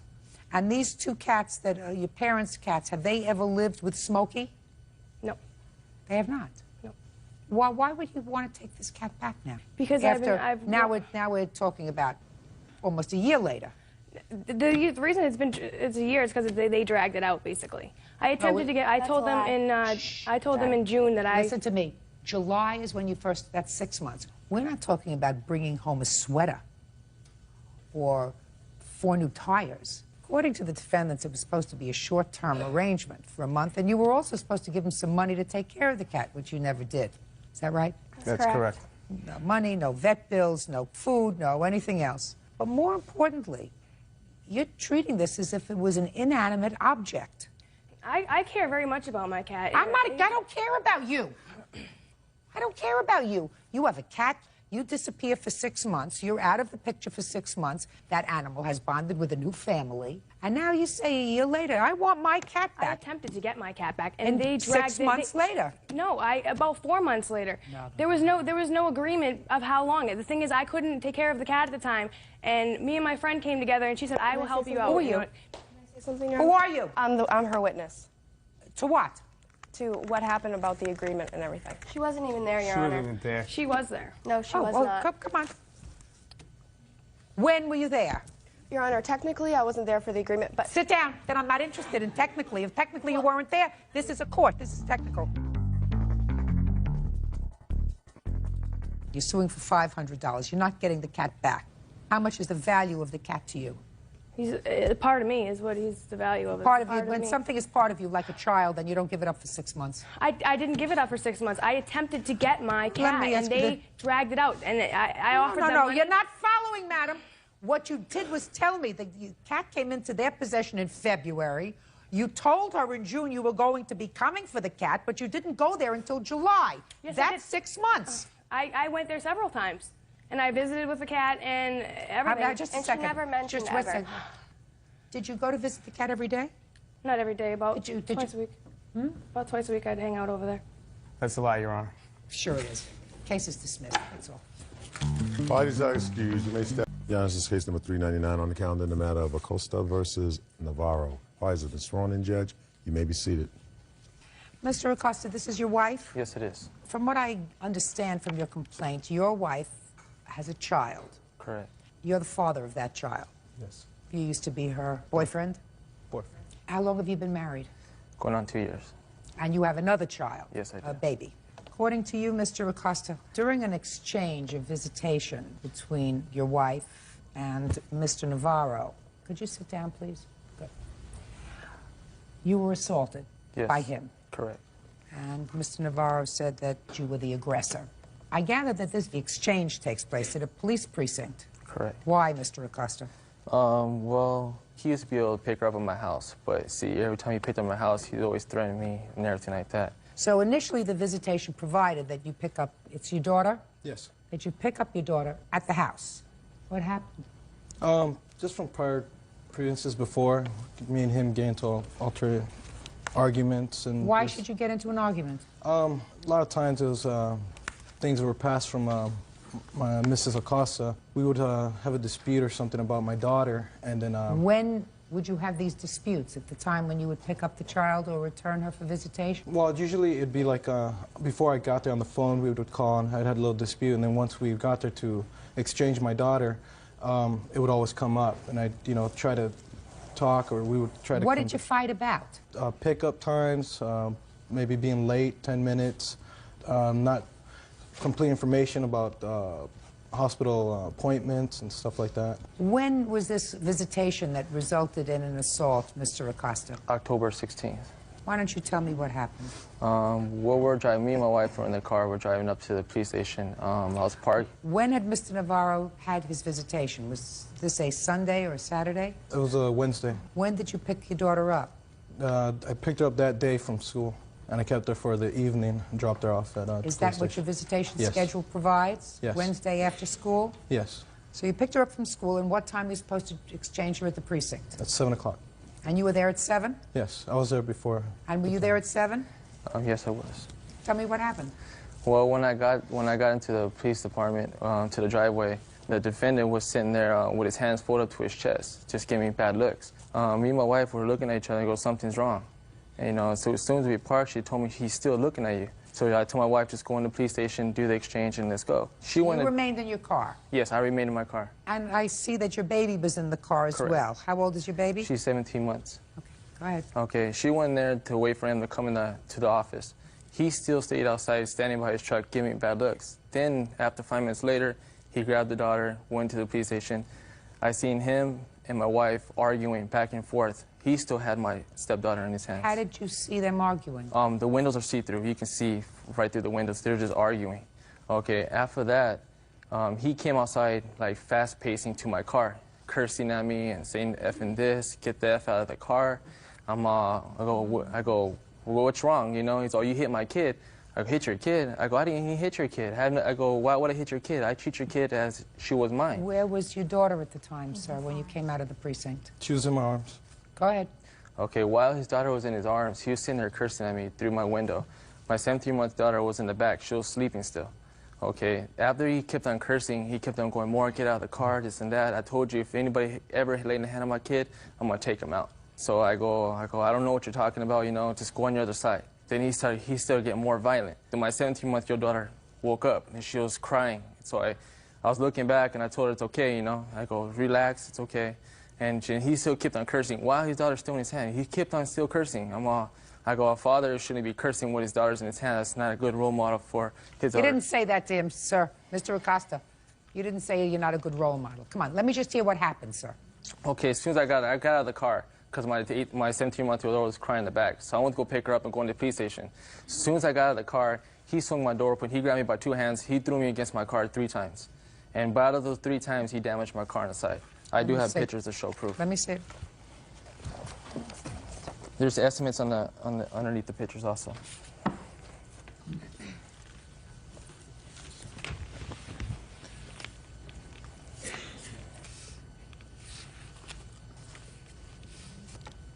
I'll hear you.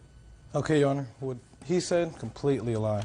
That's my job, Mr. Navarro. Okay, I arrived at the police station about 5 minutes till 7. I arrived there before they did. Once arriving, I was out of the car with my daughter inside the police station waiting for them. I was never outside. They're saying that I was out there with my arms up. That never happened. I was inside the police station waiting for them.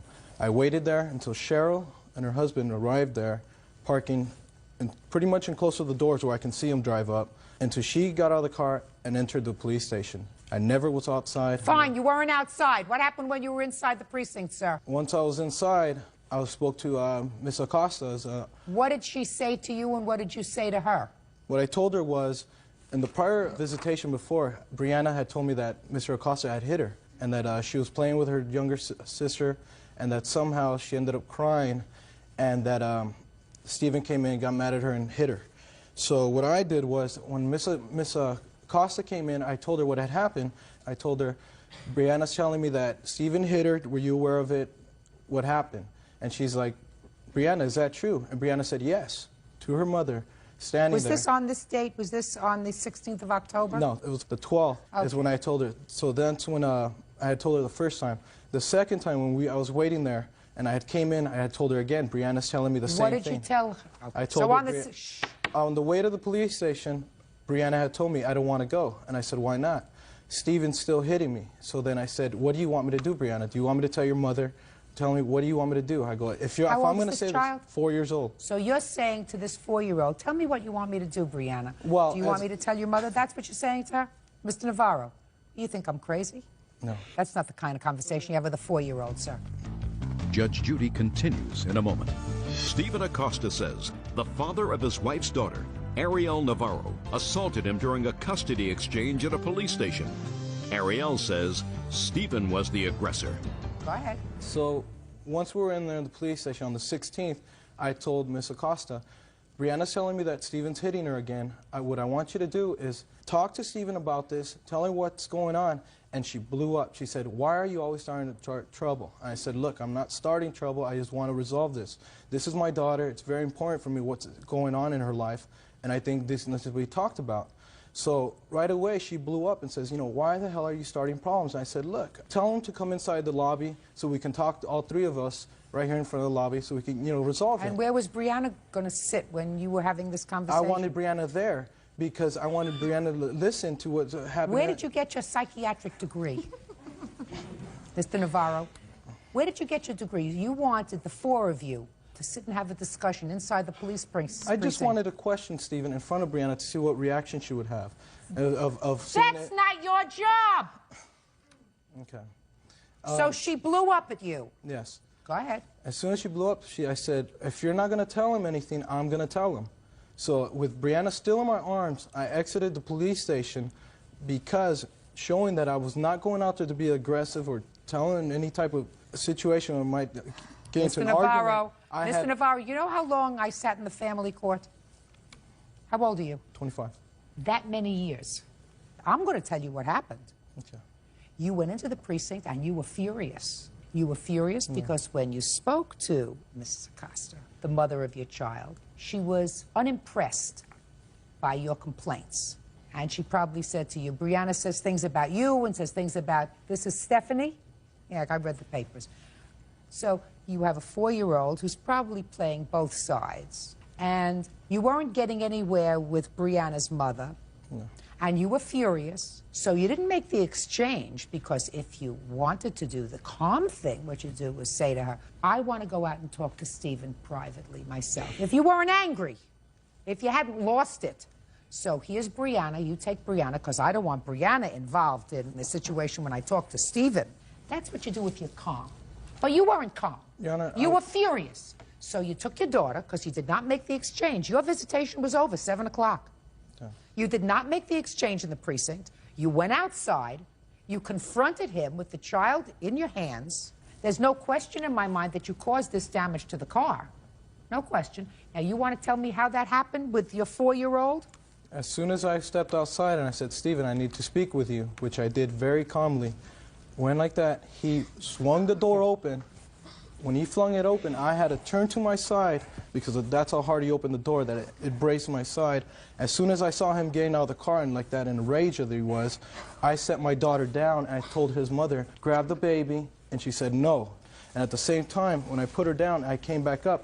He was already in my face. I never told him to get out of the car. As soon as he came out of the car, he grabbed my shirt. I grabbed him. He shoved me, and at the both time, we were both pushing each other. We both swung into his car. Baloney. You went out there, Mr. Navarro, and you were furious. You were furious because you hadn't gotten anywhere. Now, let me give you some very sound advice, sir. It is a sad commentary. Put your papers down, both of you, and pay attention. Look like you're paying attention. Have you gone back to family court yet with regard to resolving the issue of visitation with this child? Yes, we have. What is the current order of visitation? He lost a week due to the incident what happened October 16th. He lost a week and he lost his dinner nights. It's clear to me, Mr. Navarro, that you love your daughter. It's clear to me that that's true. And that you, in all probability, should continue to be a part of her life. You want what's best for her. You have to understand that very often 4-year-old little girls who are very, very smart will play both sides of their parents, especially when their parents are living separate. You have to understand that that's a possibility. You're not supposed to question your daughter. You're not supposed to say, what's Stephen doing? Is Stephen hurting you? Is Stephen hitting you? When you have a 4-year-old and you have a baby in the house, very often the 4-year-old is aggressive. You've never seen marks on your child? Yes. Where I'm have you not saying seen? it was caused by him. I'm saying marks of maybe Okay, you've never seen marks that you attribute to him on your child, No, right? not at all. But at the same time, I was saying... I'm speaking, and you're not listening. Okay.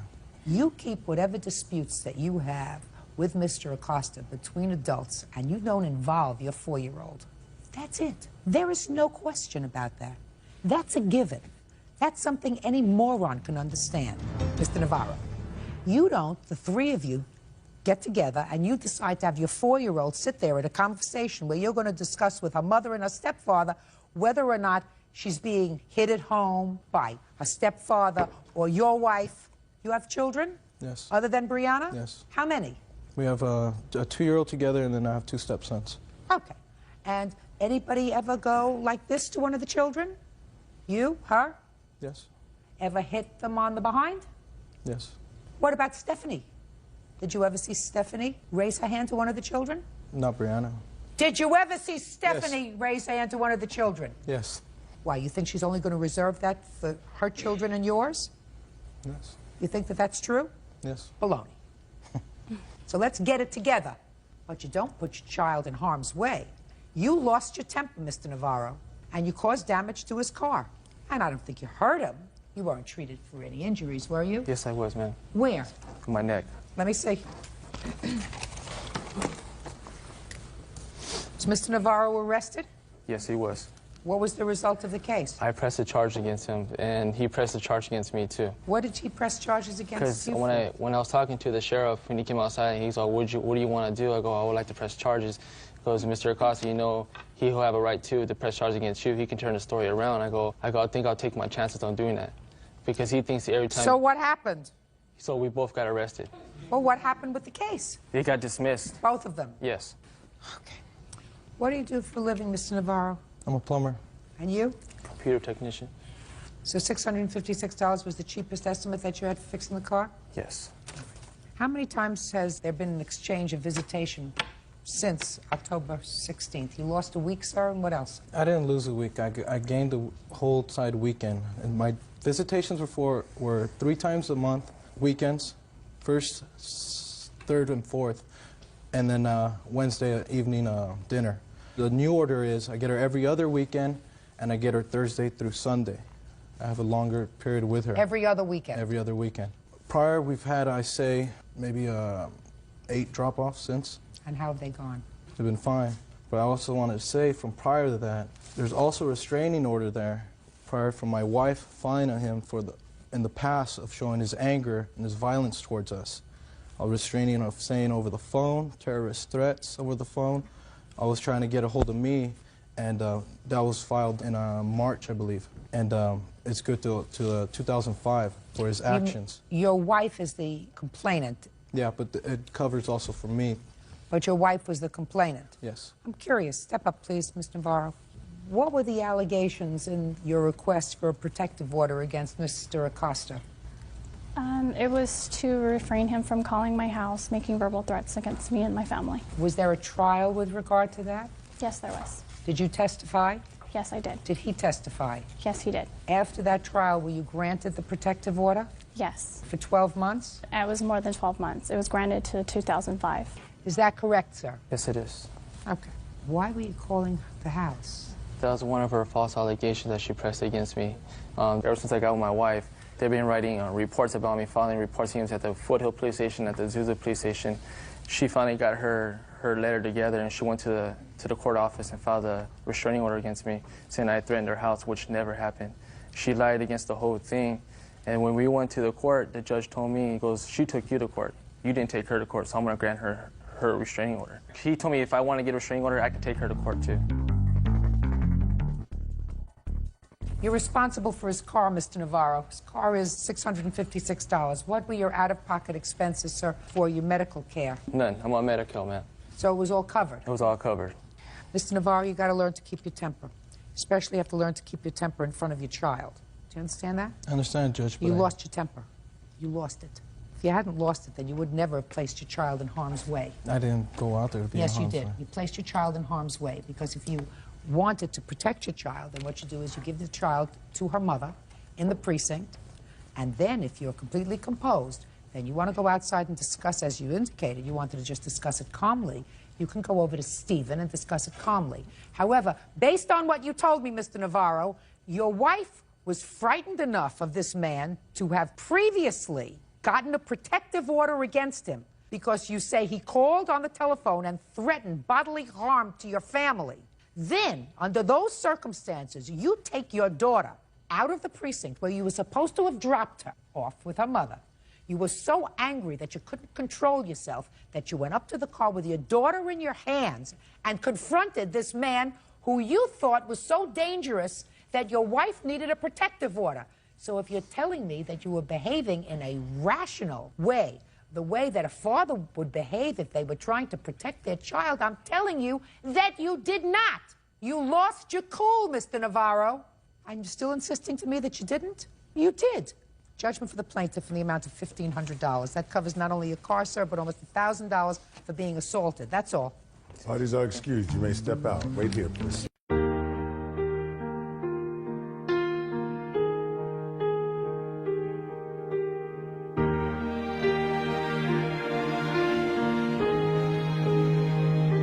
I saw the sunrise on your face, each freckle like a star in place.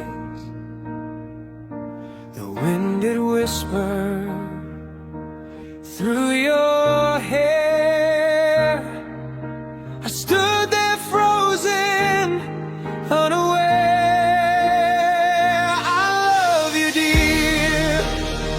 Oh, I love you, dear, through every shadow, every fear. The world may turn, the skies may fall, but I love you, dear, through it all.